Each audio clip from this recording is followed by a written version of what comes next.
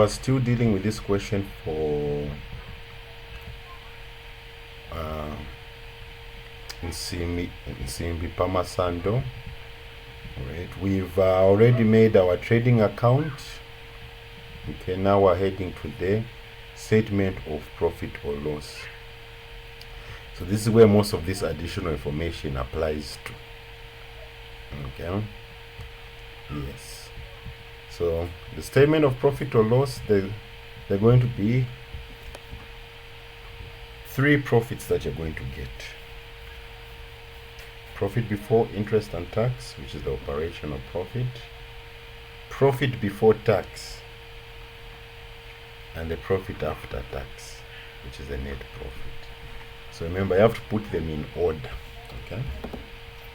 So after you've calculated your gross profit, that's when now you start with your statement of profit or loss. You're going to look for any other forms of income to add to the gross profit. Okay. Usually you can, this is where you can add discount received if you never had adjusted it in the purchases section. Okay.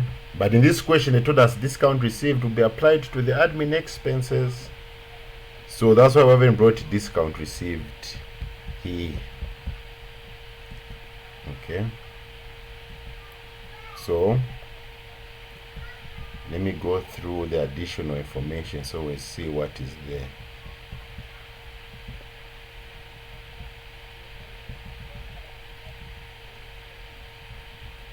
Yes, energy expenses of 12,000. So we already made this adjustment. Okay, we added this 12,000 to the original energy expense of 70,000. We got 82,000. So this adjustment, we have done it already.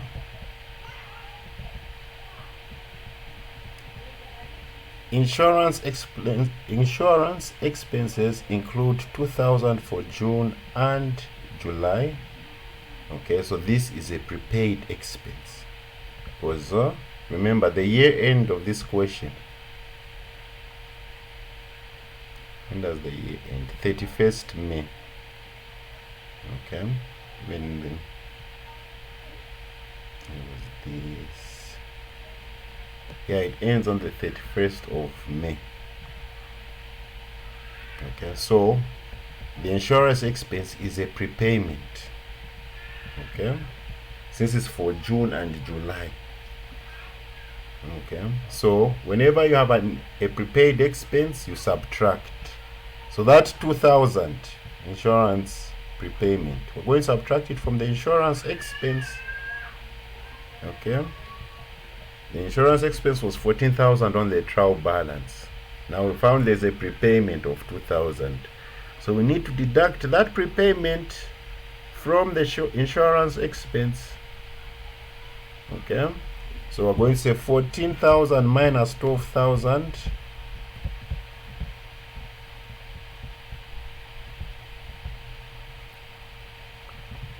Oh, 14,000 minus 2,000, we get 12,000. Okay, as our insurance expense. And remember, prepaid expenses, they are treated as current assets. Okay, current assets. So in our balance sheet, this 2,000, which is a current asset, this 2,000 prepayment is going to appear under current assets, this prepayment. Okay, and then I forgot to mention the energy expenses was an accrual, so we added it to the 70. So this 12,000 energy expense, we're going to find it as a current liability in the balance sheet.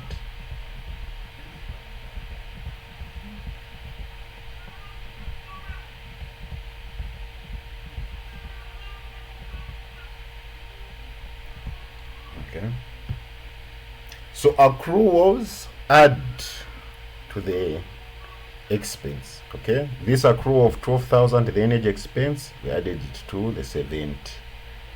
Prepayments, subtract. This prepayment of 2,000, we subtracted it from the insurance expense.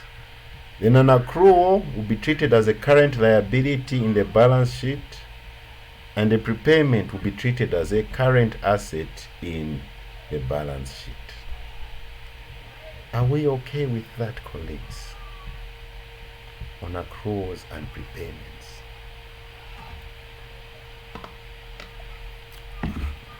Okay. Just remember, if you see any expenses listed afterwards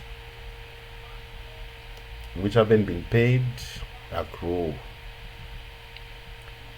It's just the wording of the question that will be, you'll be able to tell if this is an accrual or this is a prepayment. Okay, so this one dealt with the insurance expense. The next one, the allowance for receivables is to be 5% of the trade receivables. So first things first, let's calculate the new allowance for receivables. So you get 5% of the trade receivables. The trade receivables value was how much? 256,000. So you get 5% of 256,000. You get 12.8. Okay. So this is how much we are not expecting to receive from our trade receivables. Now, after you calculate this allowance for receivables, you are going to check in your trial balance to see if there is any existing figure. There is an existing figure here of 8,000. Okay. So if there's an existing figure, you compare your new figure with the existing figure to see if there's an increase or there is a decrease. Okay, so earlier on we expected not to receive 8,000 from our trade receivables, and at the end of the year we expect not to receive 12,800 from our receivables. So what this is telling us, colleagues, is we might not receive more money from our receivables because this allowance has increased. At first it was 8, then it has gone to 12.8. Okay. So we find out how much is this increase. So you say 12.8 minus 8, it's increased by 4,800. So the money that we might not receive from the people who are owing us has increased by 4,800. So colleagues, do we treat that as a gain or an expense? If the money that you're expecting not to receive has increased by 4,800, is that going to be treated as a gain or an expense? It must be an expense. We might not get more money. So remember this, when you have an increase in the allowance for receivables, you treat it as an expense. Okay, that's why we have seen here in the trading account, say less increase in allowance for receivables. If it dropped, if there's a decrease, it means we might receive some money. So you add that to the gross profit. Then, if, for example, there was no amount on the trial balance, on the trial balance there is no amount for, let's say for example, this 8,000 wasn't there. It wasn't there. What you would have done is you just calculate the allowance for receivables, and that amount you've calculated, include it in the statement of profit or loss as an expense. Okay. That's the first thing. The second thing, this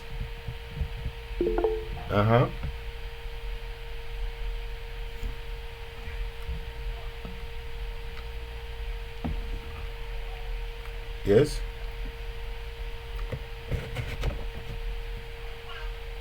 You You have have right, right, as as I I said, to said, to calculate the calculate the what? what? If that That 8,000 8,000 wasn't wasn't there. there. You just calculate the allowance and put it in the statement of profit or loss as an expense there. If you do not see this in the trial balance, so you check in your trial balance, do I already have an allowance for receivables? If not, you just calculate the amount, include it in the trial, in the statement of profit or loss. Then the other thing that I wanted to say is this amount that you calculate, whether if there was an increase or decrease or there was no any existing amount, this 12.8 that we've calculated here, we're going to subtract it from our trade receivables in the balance sheet, because we're expecting not to receive this money, so we have to deduct it from the money that is being owed to us. Okay, so every amount you calculate for allowance for receivables, you always deduct it from the trade receivables. Yes. Are there any questions?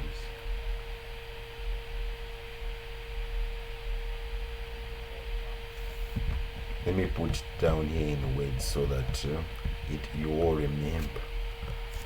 If there is an increase in allowance for receivables, get the increase and include the increase as an expense in the statement of profit or loss. I'll put it like this: PFL, statement of profit, PL, statement of profit or loss. Then deduct the amount you calculated from the trade receivables. So, like what we've done here. First, we've calculated the amount, and then we've seen it's increased by how much? We saw it's increased by 4,800. So, this increase is just the increase or the decrease that will go to the statement of profit or loss. Okay, the increase or decrease goes to the statement of profit or loss. Okay, but then the figure that you calculate, you're going to subtract it from the trade receivables. So this 12.8 will be subtracted from our trade receivables in the balance sheet. Okay, and then if there's a decrease, it's just opposite of that. Okay, any questions before we move to the next? We already did this one for plant depreciation. Then this one, buildings are depreciated. We calculated the depreciation value. We gave 30% to the distribution costs, so we gave 50% to cost of sales. Okay, this we already allocated it to cost of sales, so the remaining 50% of the buildings depreciation, the remaining 50% of the buildings depreciation, 30% will go to distribution costs and 20 to admin expenses.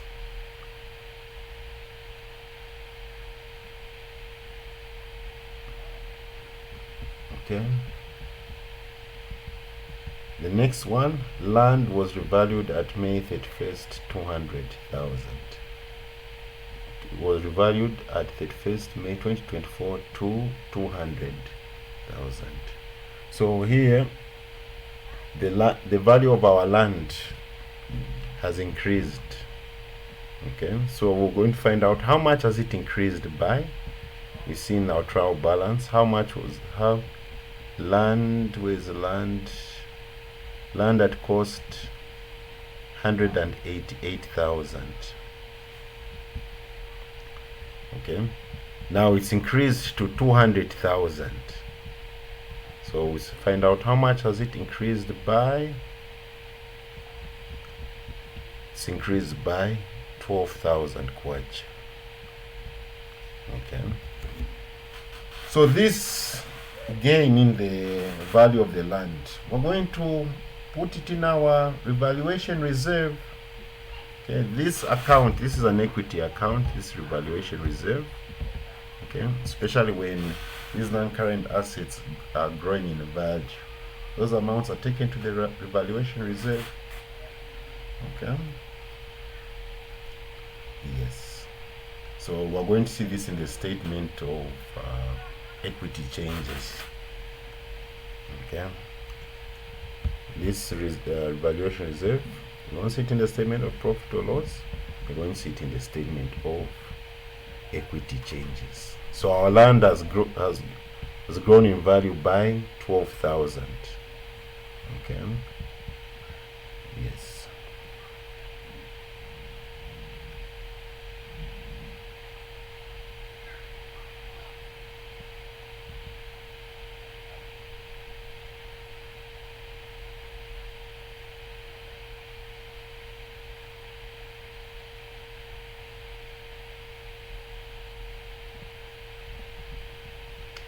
The intangible assets were purchased on 1st December 2023 and have a useful life of 5 years from that date.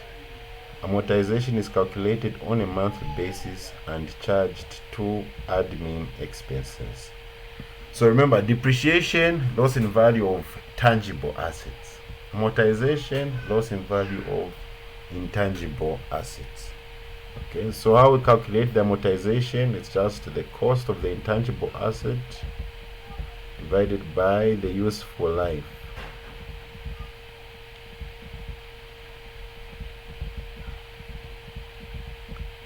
Okay, that's how we get the yearly amortization cost. Alright, so the intangible assets, we find out how much were they.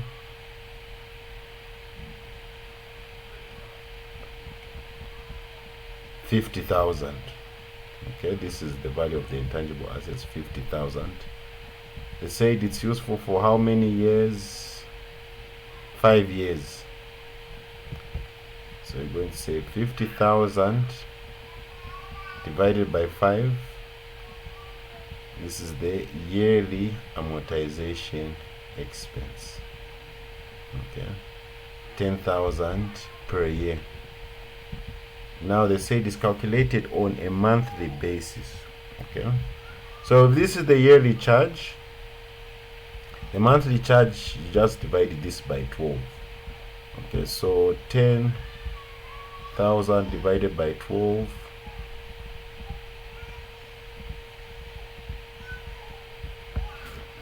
What is 10,000 divided by 12?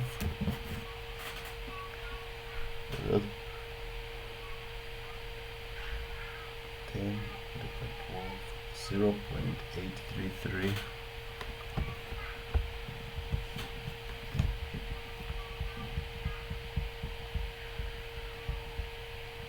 $0.833 per month.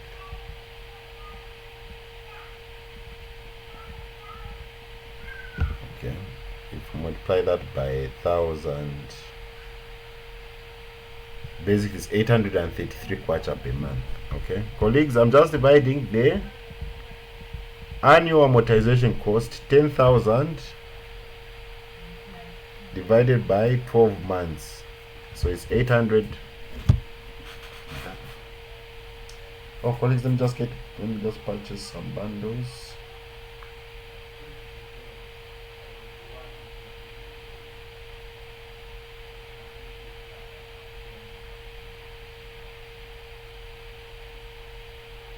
Yes, so when you divide 10,000 by 12, you get 833.3 per month. That's the monthly cost of amortization.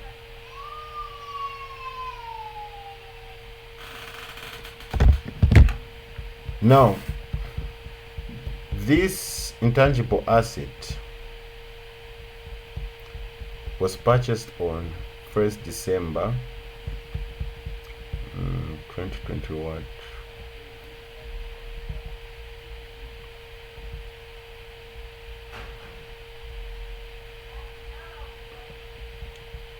December 2023, and our year is ending on 31st May 2024. So you calculate how many months is it from December to May. December 1, January 2, February 3, March 4, April 5, May 6. Okay, 6 months. Because it's to the 31st of May, end of May, so we're including May. If it was at the 1st of May, then we would have counted 5 months. Okay, so there are 6 months from 1st December to 31st May 2026. So you just do 6 months times 833.3.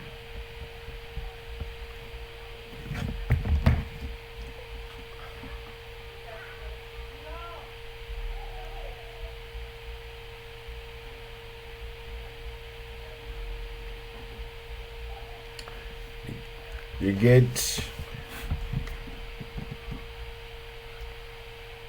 833.333 times 6. You get a charge of 4,999.99, which can round off to 5,000 kwacha. Okay. Here I'm just, since I've ignored the zeros here, that's why you're seeing my figures come out like this. But if I included the zeros, this would have come to 5,000 or 4,999.999. You put it to 5,000. Any questions?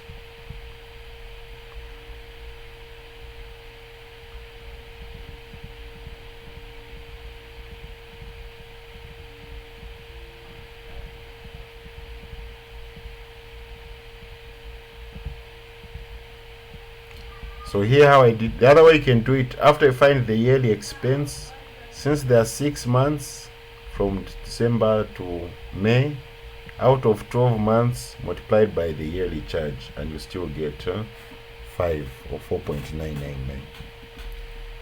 So any questions, colleagues? This is the general entry for amortization, debit amortization expense, credit accumulated amortization. Right. For depreciation, it will be debit depreciation expense, credit accumulated depreciation. Yes. Any questions?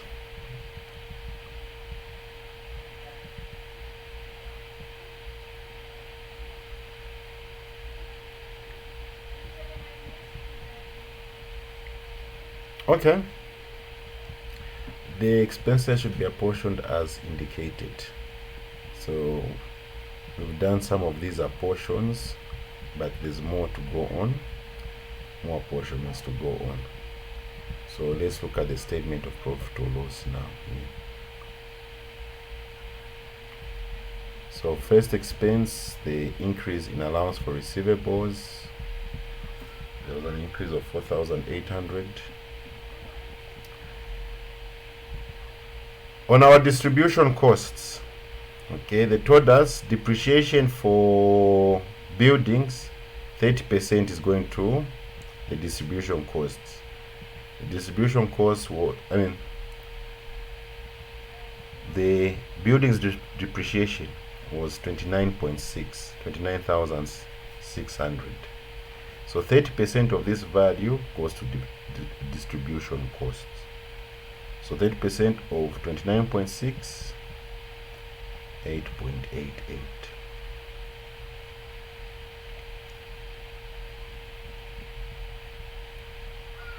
Energy expenses, all right, 50% was taken to cost of sales, 20% is going to distribution costs. So 20% of the 82,000, which is the energy cost, 16.4. Insurance expense, they told us 50% of it. So all of these workings in brackets, just remember I'm following this. so that I don't be going up and down. But I'm following all of this, okay? All these, just following all these percentages, okay?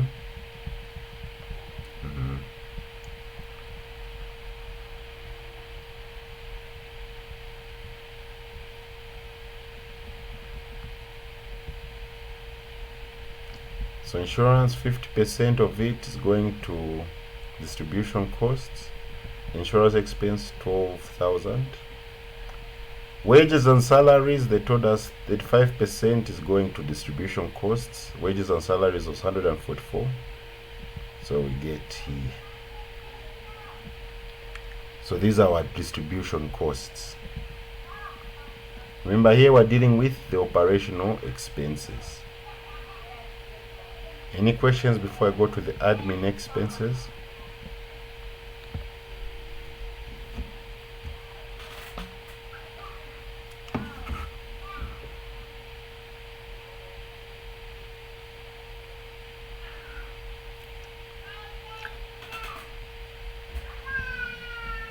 Excuse me.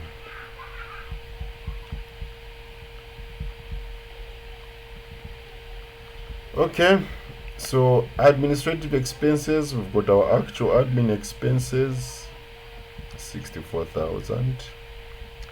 Now discount received, remember they told us discount received 100% is going to admin expenses. Now remember, discount received is an income. Okay, so notice here I've put a negative value. Okay, these other expenses are positive values. Discount received, I put it as a negative value. Okay, because it is reducing an expense. Okay, so that's what I represented. Do not put it as a positive value, because if you put it as a positive value, you are saying that discount received is like an expense, which is wrong. Discount received is a form of income in terms of the saving. Okay, you've saved some money by paying less. Okay, so that's why I put it as a negative here, so that it should reduce our overall expenditure.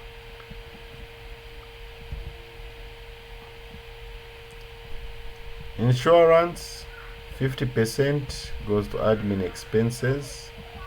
50% of the 12,000 insurance expense. Energy expenses, 30% of the 82,000 for energy expenses comes here. Wages and salaries, 25% of the wages and salaries comes here.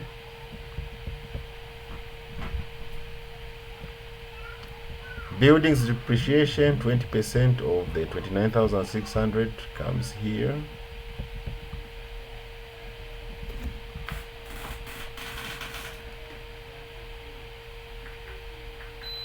Amortization,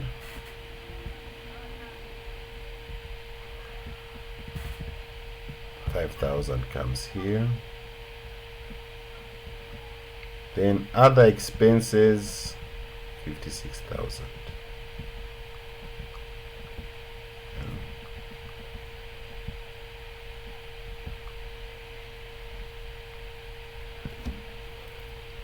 So we add up our total expenses. 4.8 plus 8.8 plus 16.4 plus 6 plus 50.4 plus 64 plus negative 76, meaning that plus and this minus will make it a minus. So basically minus 76 plus 6 plus 24.6 plus 36 plus 5.92 plus 5 plus 56. You get a total of 208,000. Okay, that is our operational expenses. Okay, operational expenses 208,000. So we get our first profit in the statement of profit or loss, which is the profit before interest and tax. Okay, so you're going to say our gross profit, which we calculated here, 374.6. You're going to subtract it with the total expenditure 208. Let's get our calculators, colleagues. We can subtract so that we make sure these figures are accurate. Sometimes Excel can lie. So 374.6 minus 208, 166.66. This is our profit before interest and taxes.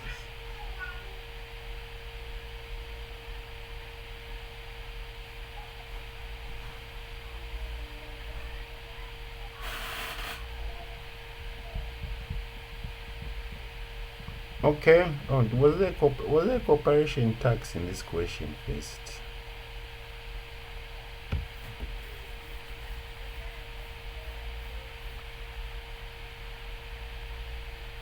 There was no tax here in this question. Okay. So next, the profit before tax. The profit you start with usually on the cash flow statement. So you just deduct the interest that has been paid. Okay. So the loan interest that was paid 4,000 from the trial balance. Loan interest paid 4,000. So you're going to say 166.66 minus 4. You get 162,000. No, 162.6, which is 162,600. Yes.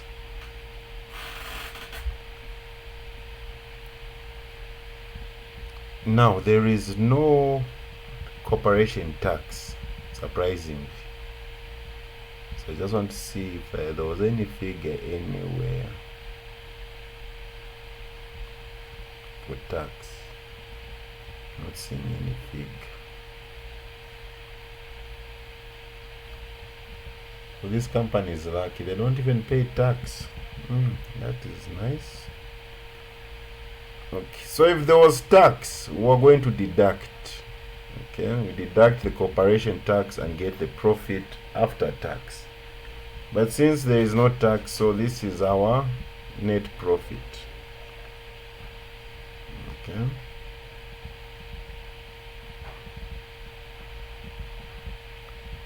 Since we don't have tax. If there was tax, it was the next thing we needed to deduct. Okay. Yes. Any questions?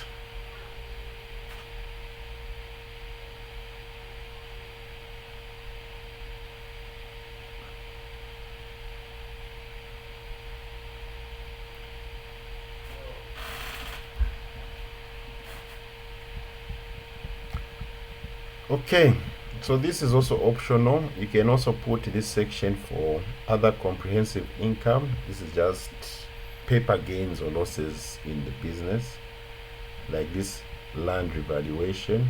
As I said, this everything that you see under this and other comprehensive income, you're going to see it in the statement of equity changes. Okay, so it's optional. You can put other comprehensive income, this land revaluation, this 12,000. Okay, then you add it with the profit 162.6 plus 12, you get your comprehensive income of 174.6. Okay.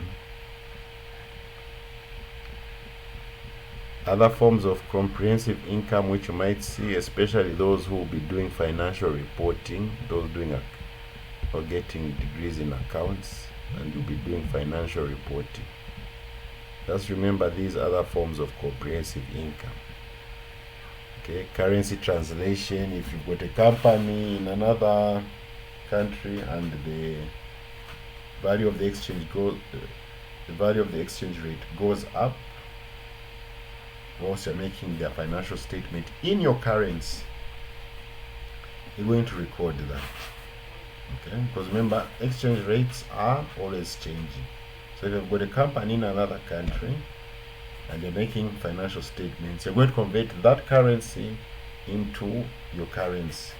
So if you've got a company in Zimbabwe, okay, or maybe since Zimbabwe is using the dollar, let's say we have a company in Angola, right? When you are converting his financial statements into kwacha, if the exchange rate is in favor of the kwacha, you will find the money from Angola will be low. But what's the currency in Angola again? The currency in Angola appreciates in relation to the kwacha. It means when you convert those financial statements into kwacha, you find that currency exchange has made the profits high. So you have to tabulate the gains or losses in the foreign exchange. Okay, even remeasurements of pension plans. Yeah, you'll see. This is for those who will be doing financial reporting.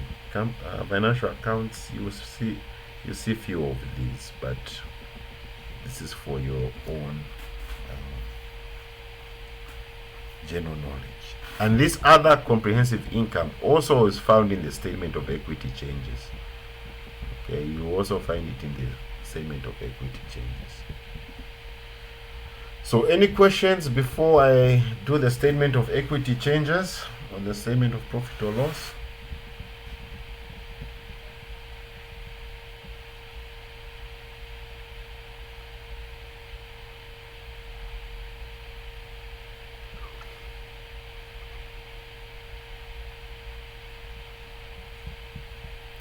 Okay. Statement of equity changes.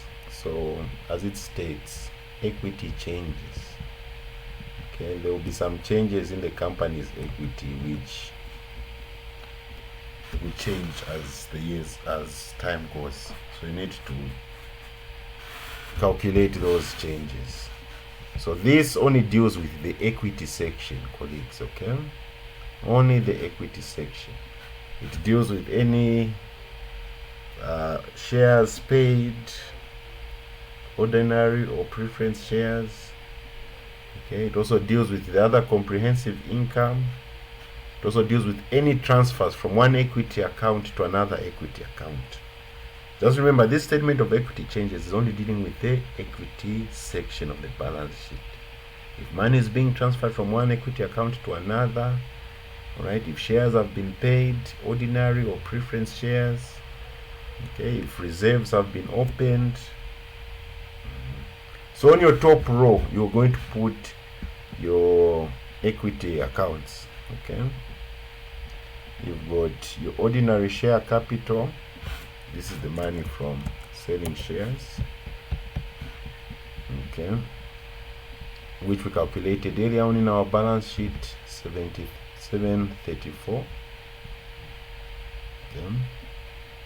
You've got retained earnings. This is the money you keep, the profit that you keep. And then we've also got this revaluation reserve, because the value of our asset increased. So when opening up this revaluation account to show the company's net worth, the growth in the net worth, because remember, if the values of the assets that you own increase, also the net worth of your company is also increasing. Remember, assets equals liabilities plus capital or equity. Okay, so if that equity is increasing, holding the liabilities constant also, or if the assets are increasing, holding liabilities constant, also the equity is going to increase. Okay, from the accounting information, right? Assets equals liability plus equity. So if these liabilities are not changing, any growth in the company's assets will be translated as a growth in equity. Okay, so this land revaluation here, okay,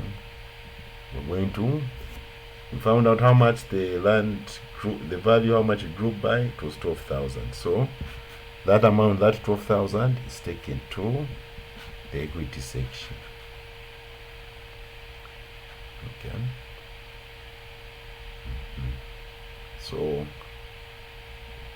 on the top row you have your equity accounts. Then on this in the column you'll be putting the transactions that have gone on. Okay, so opening balances, capital 734, which we calculated. Revaluation reserve, there was no until we did the revaluation. Retained earnings, there was also nothing until we made our profit. Okay, profit for the year, it affects retained earnings. We made 162.6, so you put it here under retained earnings. Capital is not affected here, valuation reserve not affected. Then the land revaluation, okay, won't affect capital, but here we put it in the revaluation reserve. Won't affect retained earnings, it stays. So what you just do is you just get the total amounts. Capital 734 plus nothing, 734. Revaluation reserve 12 plus nothing, 12. Retained earnings nothing plus 162.6, 162.6. So you just add across 734 plus 12 plus 162.6, you get 908. You can also add 734 here. Now listen, this bottom row is like a reflection of this top row here. This column here. This bottom column in green is like a reflection of this column in green here. So 734 plus 162.6 plus 12, you still arrive at 908.6. So in the balance sheet, in your capital section, you're going to put capital 734, revaluation reserve 12, retained earnings 162.6. Yes. Any questions?